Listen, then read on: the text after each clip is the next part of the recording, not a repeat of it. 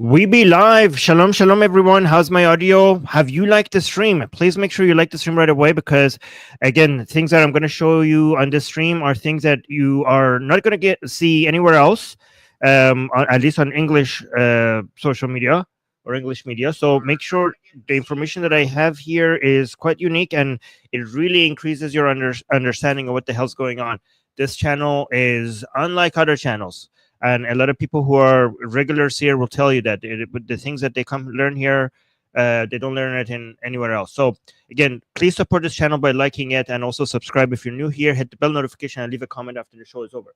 I see there's a lot of people in the chat and people are liking. Thank you so much. People are mentioning that they're liking the stream.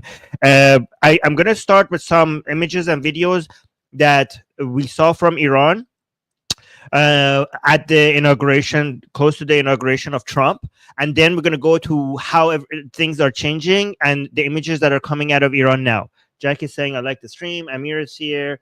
Fantastic. D is here. David is here. Sohail is here. And by the way, Sohail is also behind the scenes highlighting your comments. So thank you so much, Sohail, for highlighting people's comments. This way, everyone gets to be part of the show. My audio is good, right?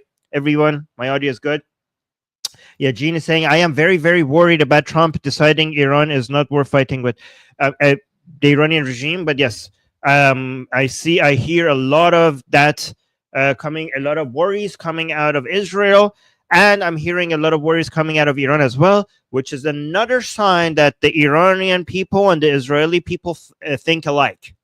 And it also is another sign that the Iranian people and Israeli people are more in line with their way of thinking than Iranian and Israelis with Americans. Okay, Americans, they're great and they're a superpower. You cannot ignore them. It makes sense to be strategic allies with them, but there's an ocean between them and us, and they have less worries regarding the evil that is the Islamic Republic. A lot of Americans are less worried about this. It's the Israelis and the Iranian people that are stuck with this regime, and for both of them, this regime is an existential crisis. That's why they think alike. That's why our worries, Israelis and Iranians, are not their worries. It's not the Americans' worries, right? Like we see things more eye to eye. Okay, so. Let me show you the hopes that Iranian people some Iranian people had at the inauguration of Trump. And then I will show you the updates of what we're seeing in Iran, what people are writing on walls and things like that. Let me actually, for people who don't know what the hell is happening, why Israeli people and some Iranian people are worried with what Trump is doing is because Trump seems to be doing what I like to call the art of the fold rather than the art of the deal. Basically, he's giving in. It seems to be giving in. Anything might change last minute, but people are worried that he might be giving in the same way that what he did with NAFTA, the same thing that he did with North Korea, and the same thing that he did with Putin. He comes in, he acts very tough, he acts very strong, and then he folds before the game even starts. And also with the tariffs. So with the tariffs, I mean, not that I support a lot of these policies. For example, I don't support the tariff policy. I don't support the getting so close to Putin and stuff like that. But again, with all of these 4 examples that I mentioned, he comes in, he acts, he promises the world, and then he quickly submits and folds his hand, and they call it the art of the deal, but it's more like the art of the fold. So yeah, honestly, I didn't expect him to go through with it. Yeah, I know, me too, because Trump seems to be really just interested in getting deals. Again, we don't know. He's unpredictable. Last minute, he might change, and there might be war. There might be something else. There might be actually full submission. So let me tell you the 4 things that could have happened, and the 2 that were good and the 2 that were bad. 2 of them have war in it, and 2 of them don't have war in it. Okay. So here are the 4 things when it comes to negotiation with the Trump administration and the Iranian regime. let me give you the two scenarios that had war in it and the two scenarios that did not have war in it. The two scenarios that did not have war in it is that they come to they come to a deal, but option number one, the deal requires the Iranian regime to completely dismantle uranium enrichment, not reduce it to under 5%, close to 3%, but completely dismantle it, destroy uranium enrichment tools and resources that they have completely, and all the uranium enrichments that they already have to get rid of it. And another deal would be, we call that the Libyan model. Another option would be to allow the Iranian regime to continue the completely dismantle. So option number one is complete dismantlement, not even under 5%, complete dismantlement, no enrichment of uranium. That would be the Libyan model. The option number two would be to reduce it to under 5%, a little bit under 4%. Okay, so complete dismantlement of enrichment of uranium would be Libyan model. Reducing it to under 5% would be JCPOA 2. Basically, Obama's deal, 2015 Obama's deal, another version of that. And Trump might say, like, no, this is not another version of that because it doesn't have a sunset clause, means that it goes forever and it doesn't expire. So that could be the reason why he would be happy with it, right? That would be option number two. So option number one, Libyan model. Option number two, JCPOA version 2. Option number 3 and 4 both involve military attack, but option number 3 is military attack only on the uranium enrichment facilities and also some military facilities, maybe some assassinations of some key figures of the regime. That would be option number 3. Option number 4 would be full-scale war and maybe destruction of some infrastructure and some economic infrastructure and oil facilities and stuff like that.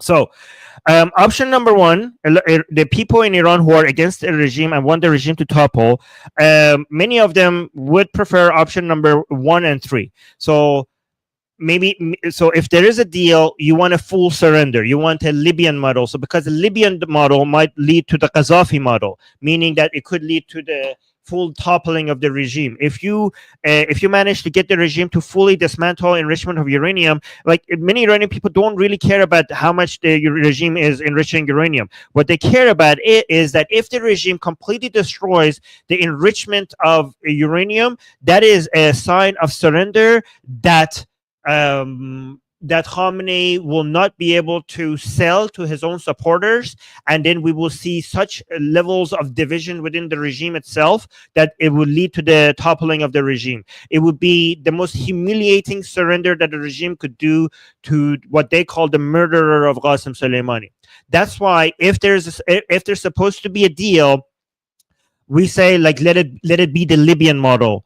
And also the person who coined this as the Libyan model, like is referring to it as the Libyan model, is Netanyahu. And now Iranians are following it. Yes, if you're going to do a deal with Khamenei, make it the Libyan model, not the Obama model, not the JCPOA 2, right? The problem with the JCPOA 2, meaning that if the Iranian regime only reduces the enrichment of uranium from 60% to a little bit over 3.5%, I think it's 3.63%, something like that.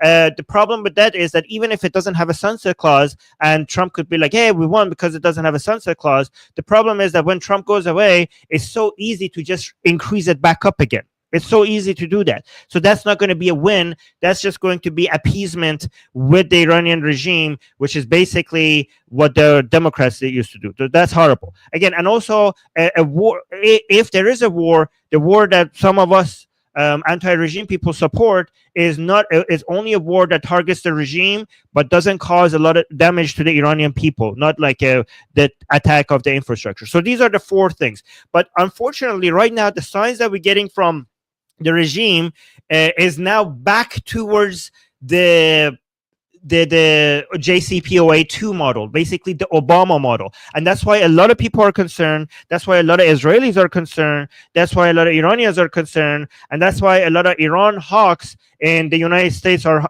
concerned as well. All right. So that's the context for all of you. Let me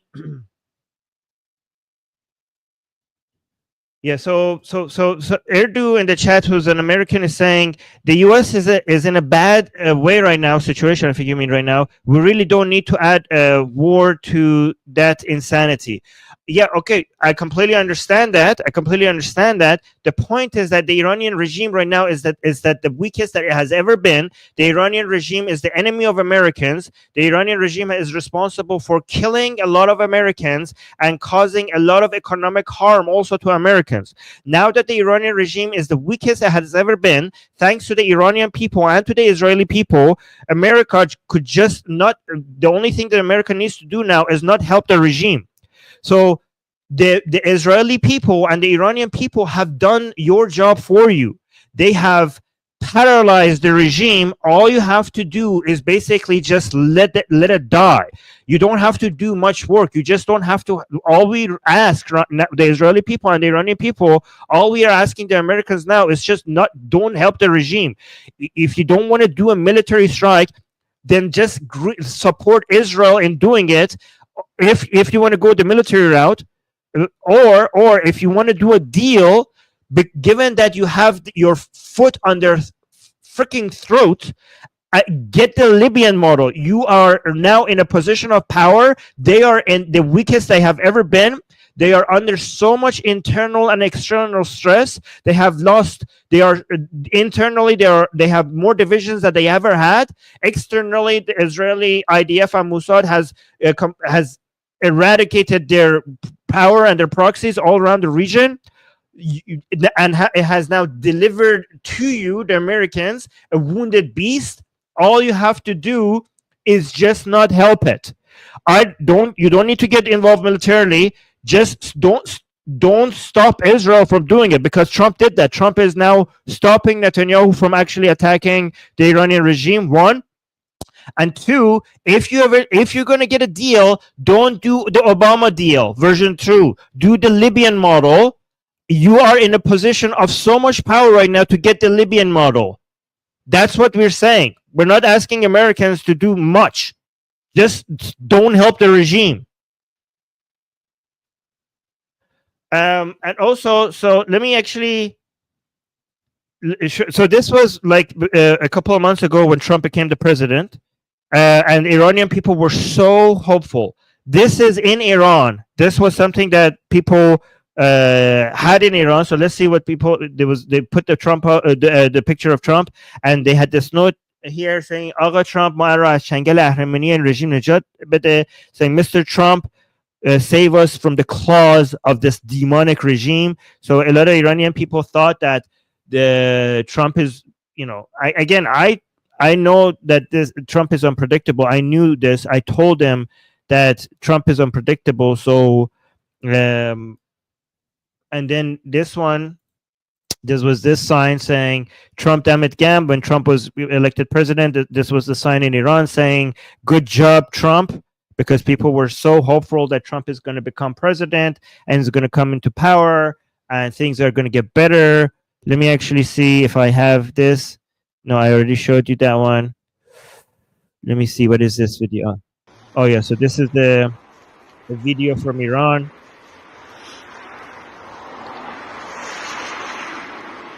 So this is a sign that says the inauguration of Trump.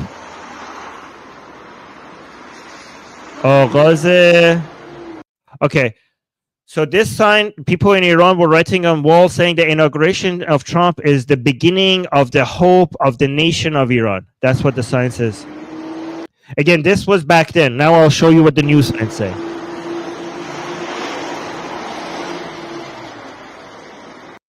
All right, so let me see if I have any of the old signs anymore, or is that... yeah, those are basically the old signs that I have. There was a lot more. I just wanted to give you a taste of what the old signs used to say. But now let's go to what the new signs are saying, given that a lot of people are saying that maybe there's going to be a deal and the deal is not going to be as good. Okay, so this is what the new signs in Iran people are writing on wall, and they're making sure that they write it in English so that when people take pictures the message gets out internationally. So these are the new signs. People are writing on walls saying, President Trump, don't sell us out. I kind of, I feel bad reading these because there was a lot of hope. Here's another sign saying, President Trump, don't sell us out. And then another sign in Iran saying, President Trump, don't sell us out. Wait, and also, let me see, there was a video of somebody actually writing this on a wall. Let me see if I have that. Yes, I have it. Okay, so yeah, this is somebody saying, President Trump, don't sell us out.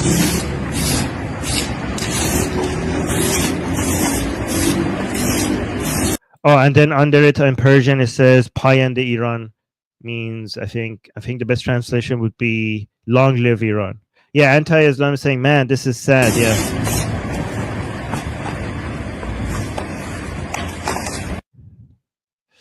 Yeah, this is kind of sad. Let me see. There was another video that had this at the top. Is this the same thing? Yeah, it had this at پیامی خطاب به ترامپ بر دیوارهای شمال ایران ما رو معامله نکن. Yeah, and also we see some other. It's the same video, but some other pictures of other walls that people are writing on. Let me see. Let me actually show you what Netanyahu is saying. Netanyahu came out and hold on. Let me see. Okay, so Netanyahu, what is Netanyahu saying? I also want to say a few words to you about Iran. I'm committed to preventing Iran from having nuclear weapons. I'm not dismissing. I'm not dismissing it. I'm not what? Healing it. Sorry, the volume line for you guys could see it properly. For me, the volume. I'm not healing. I'm not healing from it. Oh, healing from it. Okay. I'm not backing. I'm not backing down from it. Not a millimeter. Not a millimeter. Okay, I don't think American understands what a millimeter is. Okay, so I don't know what that means. Because they did back down a millimeter, more than a millimeter. What happened was that apparently the Israelis were planning on attacking the Iranian regime in May, and Trump convinced them not to do so. So I don't know what he means by that. It's going to be very difficult for Netanyahu to stand against Trump if there's a deal that actually is signed and it's not as good as the Libyan model. Then I don't know. Netanyahu cannot take as strong of a position against Trump as he can against the Democrats. That would be very costly because Trump is like he could lash out in such an aggressive way against even his friends. Amir saying he's not giving up is what he said. Okay, he's not giving up. Okay, but what does that mean? We need specifics. So what I want to know is what will happen if Trump comes up, signs a deal with the Iranian regime, and it's basically another version of the JCPOA, and it's not, as Netanyahu said, the Libyan model, then what is Netanyahu going to do? Is he going to attack the Iranian regime? Because there's two problems with that. First of all, without the United States, the Israelis don't have the weaponry needed to be able to the bunker busters needed to go down deep enough to where the uranium enrichment facilities are, because they are deep down inside the mountains, and only United States has the bunker busters to be able to take those out. So that's the one problem. Two, it would be very costly for Netanyahu because if the deal is signed and basically Trump thinks that this is basically a deal that will bring peace and ends war with the Iranian regime, I don't know how Netanyahu is going to basically backstab Trump and enter a war anyways. Maybe he could basically argue that we're not maybe he could convince Trump that, okay, you have your deal, but we're going to go do some target strikes that is not going to lead into a full-scale war, and then maybe that's how he could sell it to the Trump administration, that listen, this is not good enough for us, and we have to do this. But again, even if they do this, how are they going to do this? How are they going to take the enrichment uranium facilities? I don't know. This is very complicated. Let me see what you guys are saying in the chat. Whole strand is saying Iran already declared war on the US for 46 years. The US just hasn't responded. That's actually a very, I mean, it's a good way of looking at it. I just want to say on this channel, we don't say Iran, we say the Iranian regime, because we don't see the Iranian regime as Iran. Again, I know it seems nitpicky, but trust me, there's a lot of Iranian people who watch this show, and they don't like for us to refer to the Iranian regime as Iran. You're saying, in my opinion, whatever you're hoping for, Trump will do the opposite. He's let me down so many times. Trump is unpredictable, so I don't know what. I think Trump is even unpredictable even to himself. So I don't think anybody who says Trump will do this or Trump will do that and knows exactly what he's talking about, because we don't know. Anybody who says we don't know what Trump is going to do, I take those people, a lot more seriously. Let me see what Khamenei. I think this is a. Now that we listen to Netanyahu, let's also listen to. Hold on, let me remove this. Khamenei. Before and after. Okay, so okay, so by the way, the Saudis are meeting with the Iranian regime a lot, and that is very telling, because the Saudis and the Iranian regime are enemies. More than even the Iranian regime is enemies with America or Israel, even sometimes. However, the Saudis are now becoming the Iranian regime's friends, because for once they see eye to eye, because the Saudis are very, very, very scared of a war happening in this area, because ever since the Iranian regime attacked Aramco, the Saudis have realized that they can't actually enter a military conflict with the Iranian regime, because the Americans are very secure. The Israelis have a lot of defense mechanism, but the Saudis are not. There are a lot of Saudi infrastructure and economic interest in the regions that is just like sitting duck without proper security against missiles. So the Iranian regime, one advantage that the Iranian regime has is that, hey, look, I may not be able to attack Israel or American interests in the region, but these Emiratis and these Saudis, they just have their giant glass towers and their oil refinery facilities just sitting here without really that much security. So if United States or Israel want to bully me, you know what? I could just basically go crazy out on the Emiratis and the Saudis. And given that the Emiratis and Saudis are allies with the United States, maybe they would pressure the American regime to chill the fuck out. And it's working. The strategy is working. The Saudis are now lobbying the United States to not cause war in the region, especially the Saudis, because the Saudis have this Vision 2030 going on, and they're very late on that, by the way. They're very far behind on their goals when it comes to Vision 2030, and they cannot have instability in the Middle East if they want any of that. They're desperate to diversify their economy out of fossil fuels, and so that's they are like, please, no war. And like, they used to want the Americans and the Israelis to go just crazy on the Iranian regime. Now they have completely switched strategy and like, no, let's not do that, because we're the ones who are going to be paying the price. So the Saudis and the Iranian regime are meeting, and now they see eye to eye on some things, which is not good. But let's listen to here. I mean, not on many things. They're still enemies, by the way. They just both of them are against war, right? So let's watch this. So this is a before and after video, which is pretty cool. Because this is a channel called Qazawat ba Shama, which puts the contradictions of the officials of the Iranian regime next to each other before and after to show you how hypocritical they are. So this is a video from for a couple of years ago, right? So from like around 8 years ago, and in this video, Khamenei is saying he's saying it's so he's we're gonna see a video from 8 years ago and then a video from now. Okay, so in this video from 8 years ago, Khamenei is saying, "Oh, it's so strange."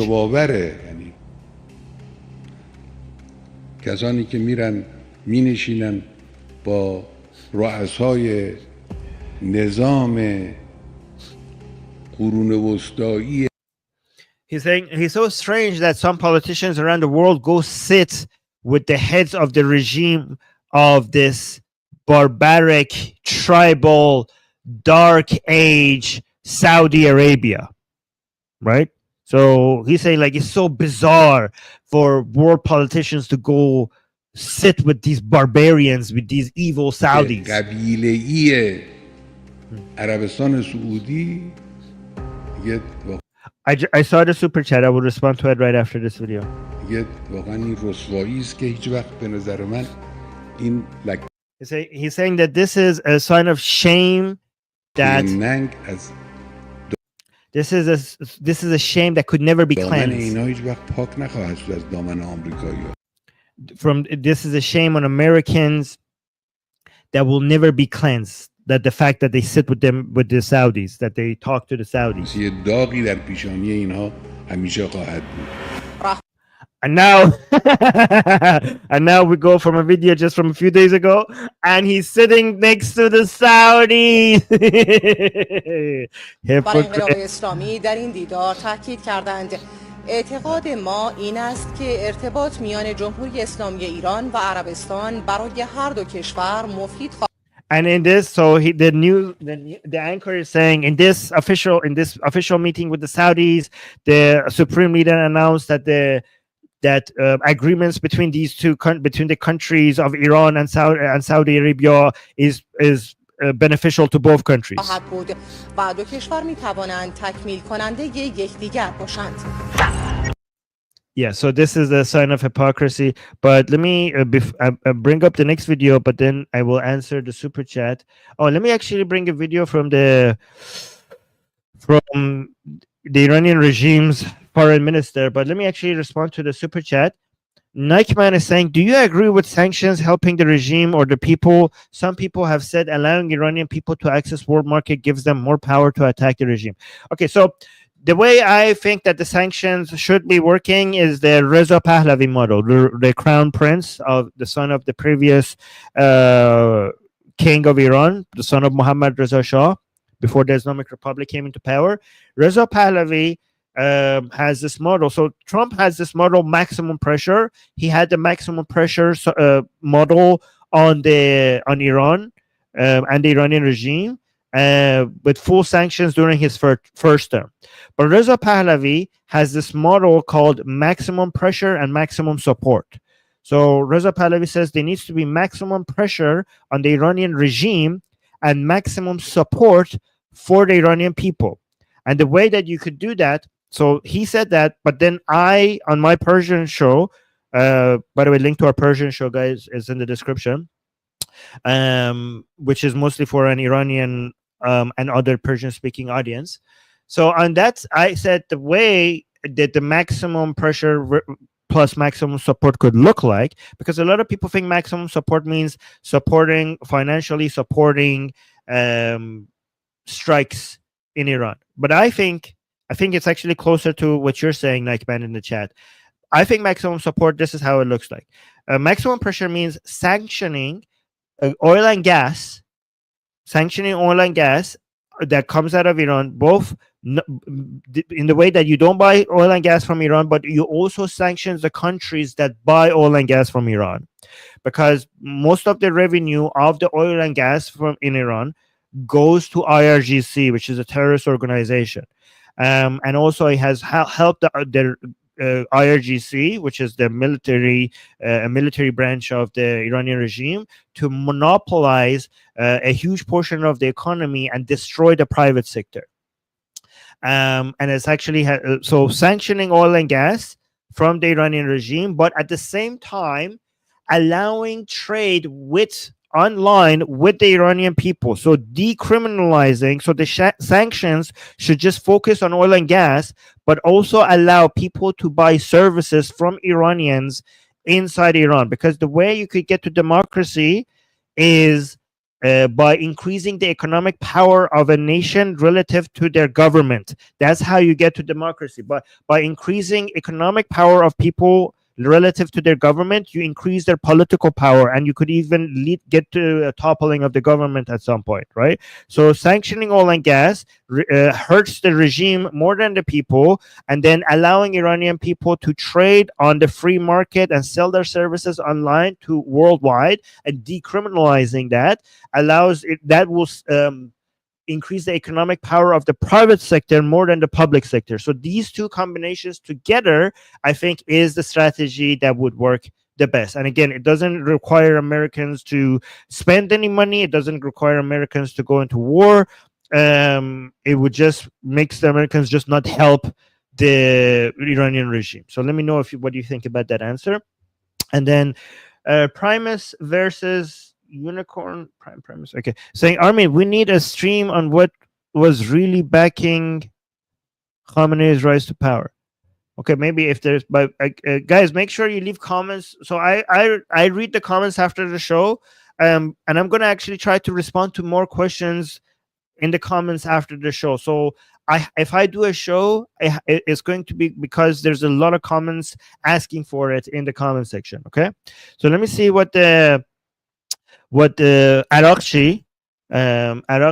is saying in Abbas Arakchi, which is the foreign minister of the Iranian regime. See, like if you notice, I don't say the foreign minister of Iran because he doesn't represent the people of Iran. I say the foreign minister of the Iranian regime. I know it seems like nitpicky, but it's important to me. So let's listen to what Arakchi is saying. Israel has never been able to do this, to attack.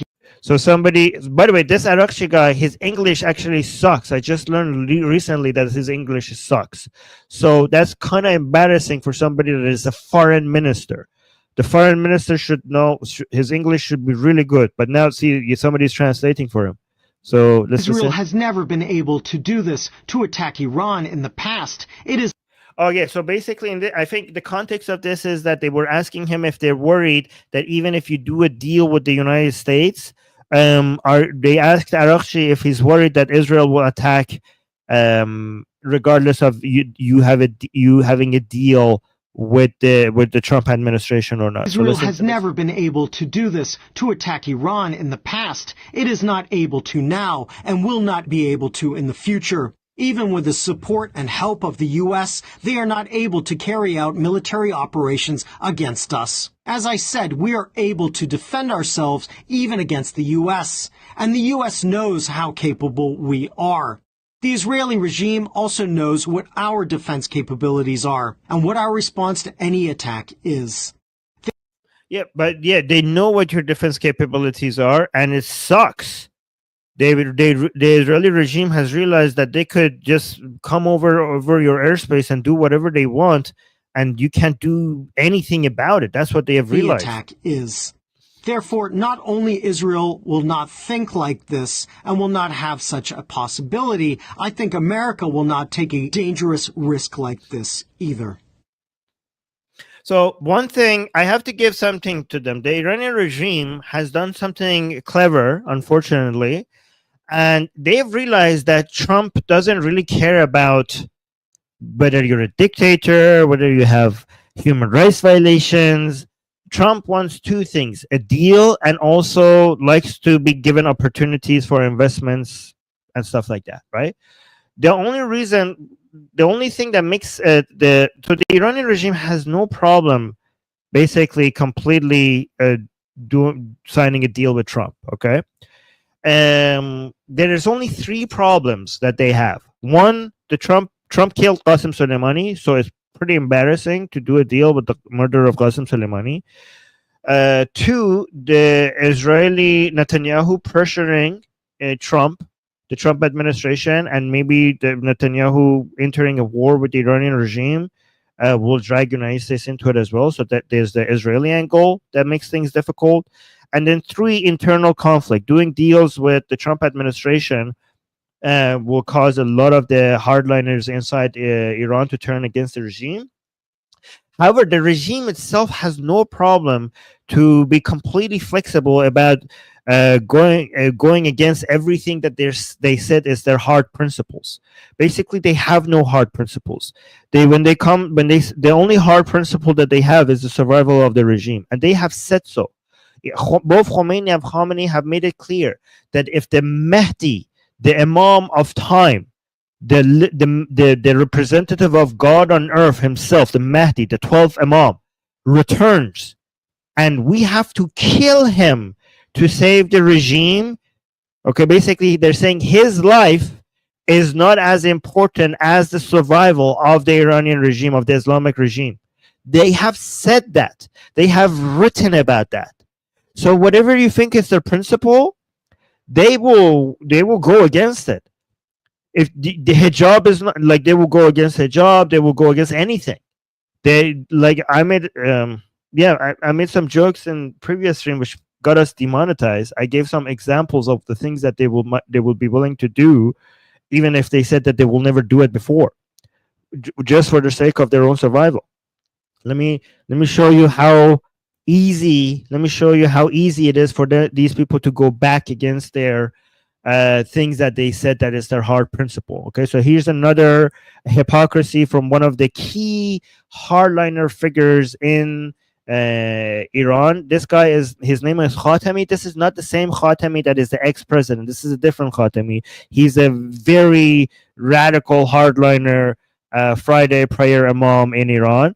So his whatever he says represents some of the views of the most radical hardliners. So let's look at the before and after of the things that he has said, so I could show you his hypocrisy. But guys, do you not appreciate, like, do you guys see this level of detail anywhere else with regards to what's happening between, like, one of the most important things that is happening right now in the world is whether or not we're going to have a nuclear deal, or if there's going to be war between the United States, the Iranian regime, Israel, or not. Okay, this is a major news, and this channel deserves a lot more views because I am showing you a level of nuance regarding the behind the scenes politics that is happening that you wouldn't see almost anywhere else. And the nature of the Iranian regime, especially Israelis, I hope you also appreciate this channel because I am educating you on the nature of your enemy, of the enemy of your, on the greatest enemy. The best way to survive is to know your enemy, and I'm helping you understand the DNA of your enemy. Okay, Amir is appreciating that. Thank you, Amir. So if you appreciate all this nuance and all these details, please make sure you like the stream so that this channel grows, because we need this information to get out there to more people so that more people are aware of this. Yeah, so whole strand is saying we're grateful for this level of detail, especially on Iran, where you have knowledge like no one else in English. Oh, thank you. I appreciate you saying that. That gives me motivation. Yeah, if you guys want to motivate me, say stuff like that in the comment section. All right, so let's see what this guy is saying. Okay, so this is from about a year ago. Okay, so let's see what he said about a year ago.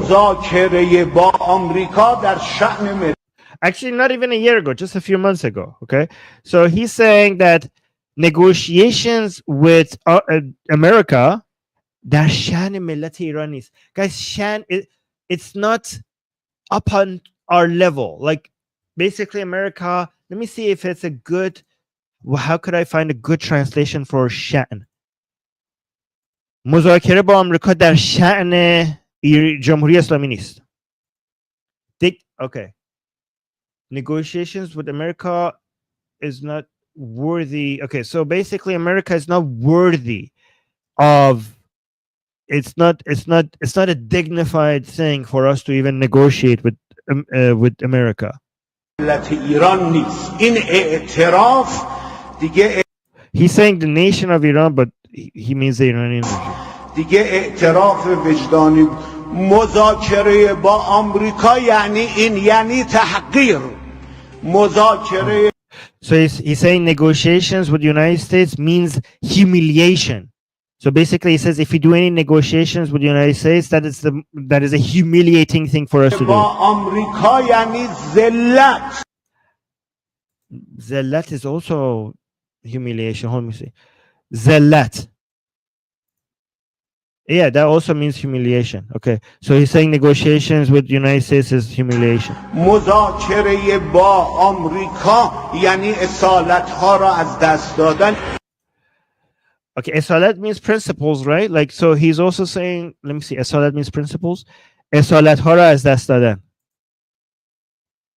Losing originality. I mean, yeah, so basically principles. He's saying negotiation with the United States means losing our principles. I think that would be the best translation. اصالت‌ها را از دست دادن. Okay, so that was a few months ago. So this is just 2 months, around 2 months after. Just 2 months after, when they realized that Khamenei actually now wants to negotiate. So let's see what he's saying now.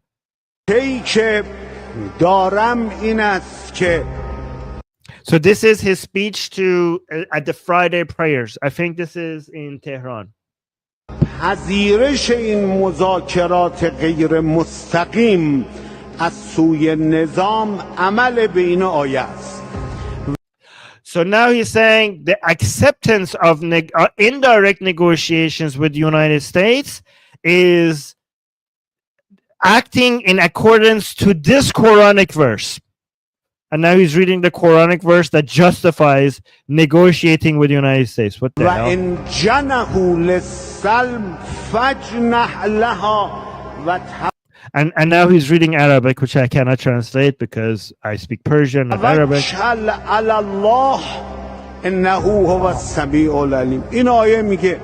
Every time you see like people say oh, then that goes from, sorry, like again, not that Arabic. Again, I don't just speak Arabic, but when you see when people are speaking Persian, more of the words come from around, like the sounds come from here. But as soon as you see a lot of the sounds come from inside your throat, you see that we have switched from Persian to Arabic. Okay, so Persian, a lot of the words, the sound of the words come from here. Arabic, all of a sudden, a lot of the sounds come from deep down your throat.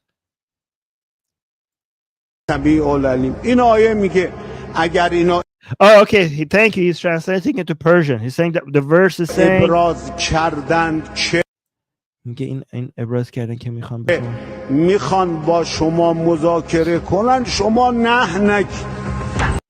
okay, so he's saying that this verse in the Quran says that if somebody wants to negotiate with you, you should not say no to them. I don't know. That's his interpretation of the Quranic verse, but you can see how he switched. The same person switched, like, it's absolute humiliation and accepting of defeat and lack of principles if we negotiate with the United States. 2 months later, accepting negotiations with the United States is acting in accordance to this Quranic verse. Again, if you can see that, you can see that these people just, like, when it comes to their survival, they just switch around, like, like it doesn't, and they call themselves usulgara, which means principalist. I think that's and you can see that they actually have no principle. They have only one principle: we have to survive. We have to stay in power. Okay, Sam is saying, I know Arabic and the Quran, and I didn't understand his Arabic. Okay. Well, wow. Actually, was his Arabic that bad? I can't tell. Okay, so that's interesting. Sahel is saying they talk so much BS that their words are basically untranslatable into English. Oh, interesting. Okay. All right, guys. By the way, I forgot to mention this to you guys. I'm going to have a second show today talking about this channel is about religion, mostly Islam, and geopolitics. But I have another personal channel called Armin Navabi, right? Which I am going to be doing another show on. That channel is more about the future of AI, energy, and the future of economics, work, labor, and politics, and what that means for us, and how we could react to that, and how we could be ready for that. And I have a show in about, I'm going to start that show early. I'm going to start that show in about 10 minutes, actually. So This is the link to that channel. I'm going to put to that show. I'm going to put the link in the description as well. And that show is called "In 2 Years, AI Will Replace God." And I will show you that this is not what I'm saying, but what experts are saying. And I will show you the words of experts in this field so that you know that I'm not making this shit up. Okay. So I'm going to end the stream. And if you are interested in AI and technology and the future, and also the fact that technology has and will continue to deliver on things that religion has promised and never delivered. So all the things that we talk about when it comes to the promises of religion, because religion is designed to give you to work on your fears and your hopes, to manipulate society, and it promises you things in afterlife, or maybe in the second coming of Jesus, or the return of Jesus, or the Mahdi, or Kali, or whatever.